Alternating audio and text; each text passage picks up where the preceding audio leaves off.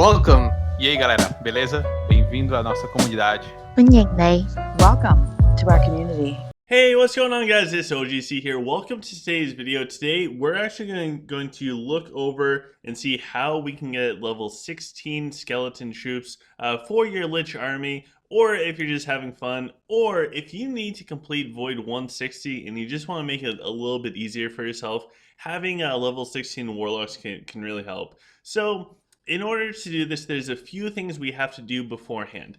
The very first thing is we need to make sure our gold cap is not maxed out. If you're going for the gold ones, you can do this with silver ones and other stuff, but we're focusing on the gold ones. So you want to make sure that you have a big enough window or enough room in your gold cap that you can add in the troops after the fight. So you'll do a fight, there'll be resurrections of the troops will come back alive, but they're not going to join your army after the battle unless, and only unless, there's room in your gold cap.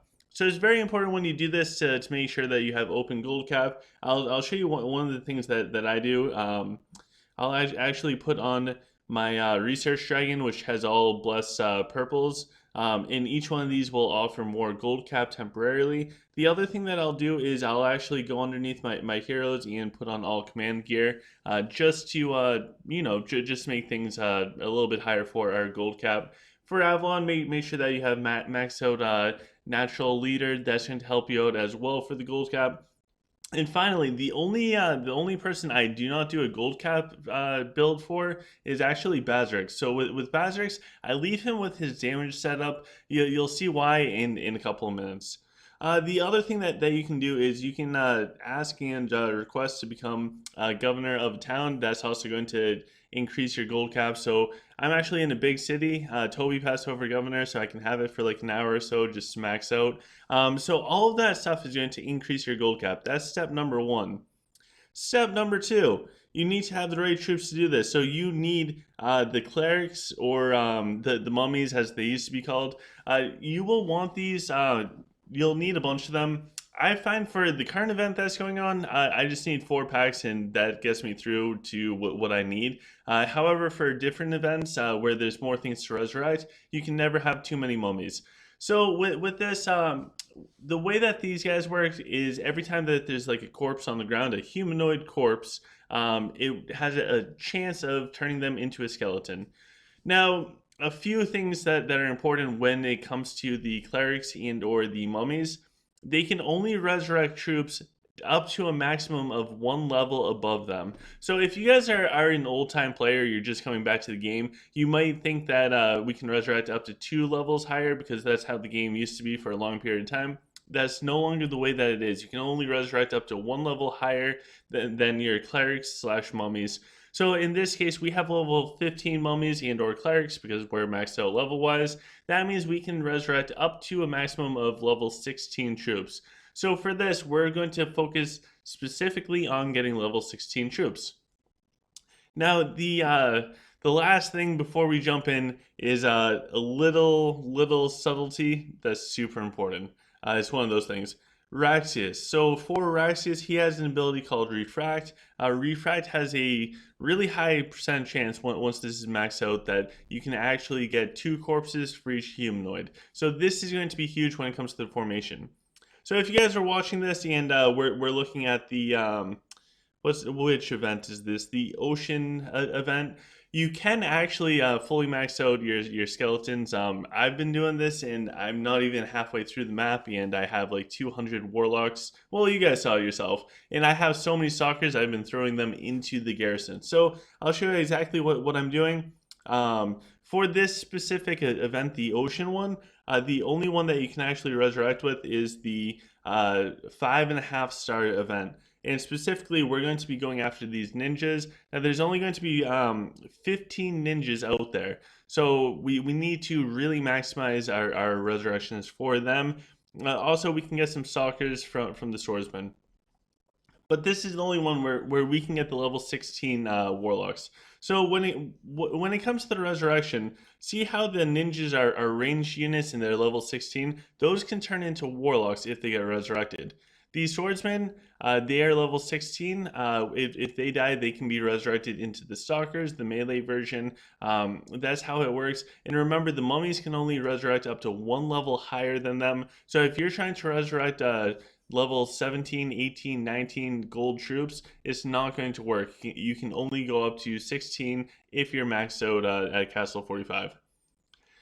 So when we look at the setup I'm going with, I have Gavkar just so I can deploy everything. A few packs of silver skeletons, and then I have my 4 packs of mummies. Now, what you'll also see is I have Raxius because I want the double corpses. I have another Raxius because it saves a lot on the potions. And I have Bazarix. So I'll show you why I have Bazarix. The reason why I have Bazarix out there is I want to just put a Baz Splits right on the ninjas and kill them all as fast as I can. That's also why he has his damage gear set up. But the reason why I want to do it fast is I want to see how many warlocks get resurrected. So if you go through a fight, the fight ends, you hit OK, and then it pops up with a message and tells you how many troops are going to join your army. If that is not a good number, there's no way of going back and redoing it. So what I do is during the fight, specifically for this one, because there's only 1 pack that can become warlocks, I'll actually watch and count how many warlocks get resurrected. Now for me, I really want to get at least 5 warlocks out of each pack of ninjas. In this case, there's 1 pack of ninjas. If I'm in a rush, I'll just do 4. But I want a substantial amount because there's not many of the 5.5-star sages. So to really maximize the efficiency on the map, I make sure that I resurrect a decent amount before I hit OK. So we'll jump in and I'll show you exactly what I do. Just drop a Baz Splits right on the ninjas, and then if you watch the screen, count up how many warlocks get resurrected. In this case, there are 4 warlocks. So if we go through with everything and we accept that fight, we'll end up with 4 warlocks joining our army, as long as there's enough gold cap available for them to join. So let's do it again. Let's see if we can get 5 or maybe a couple more. This time we only got 2. So the RNG definitely comes out, and that's part of the reason why you don't want Gazul out here, because Gazul's fearsome aura is going to make the ninjas just run away, and they have to die in order to get their corpses on the ground. So this time there's only 1 warlock. I think it really is taking the extra couple seconds to really just watch what's going on. It will save you so much in the long run, because there's no point in completing the stage, which there aren't many of, if you're not going to get the amount of warlocks that you actually want. So this time I think there's only 4, but for the sake of the video, we'll end with 4. I usually keep retrying this until I get 5. So here we are, the battle ends, right? And this is what I mean by once the battle completes and you hit OK, that's when you find out how many actually join your army, and that's why it's so important to actually watch and count the warlocks, specifically for the ocean event, because there's only 1 pack of ninjas that you can possibly do this with, so you really want to maximize it. So if we hit OK, we get some EXP, and then we find out we had 5 that joined us, so there's 1 more that I couldn't see, and we got 12 stalkers. So I really think shooting for at least 5 in the ocean event, as far as the warlocks, is ideal. You're going to get plenty of warlocks if you do it this way. You'll be able to max out at whatever amount you want by clearing through the map and just walking through the map, selecting everything. Now, why are the level 15 warlocks so important? Great question. I'm glad that you asked. They are huge. So when we look at let's go find a random fight, because I was just doing some. If we hop into this fight, if I had level 15 skeletons, either the stalkers or the warlocks, I'd be at a significant disadvantage. It would be like me being castle level 40 going up against somebody with troops from castle level 45. There's just a huge discrepancy with the troops. So what happens is, this is how you get the benefit as a Lich player using any type of skeleton troops. Anyways, we can see that there's significantly more health, there's significantly more attack, and that can actually give you guys an edge, especially with the warlocks if you're playing Lich. I think it's needed for the competitive play. I just haven't gone around to do it. And if we compare it to ourselves, we can see that our warlocks, our level 15 warlocks right now have 329,000 attack. That's really, really good. I'm happy with that. I'm very happy with that. But if we look at our level 16 warlocks, they have 415,000 attack, and that guys, that's almost 100,000 attack more for the level 16 warlocks. And if we want to do some crazy stuff, like say that we have some friends, and they're trying to do the void, we can actually help out our friends pretty significantly. So I'll show you exactly what I mean. Remember, you can always do changing up the shards and everything for free without a cooldown, and you can do this after you enter the void to give a giant boost to your troops. Or if you have a friend that they're trying to help out with the void, you can always switch things around. So for this is my maxed out attack version of the warlocks.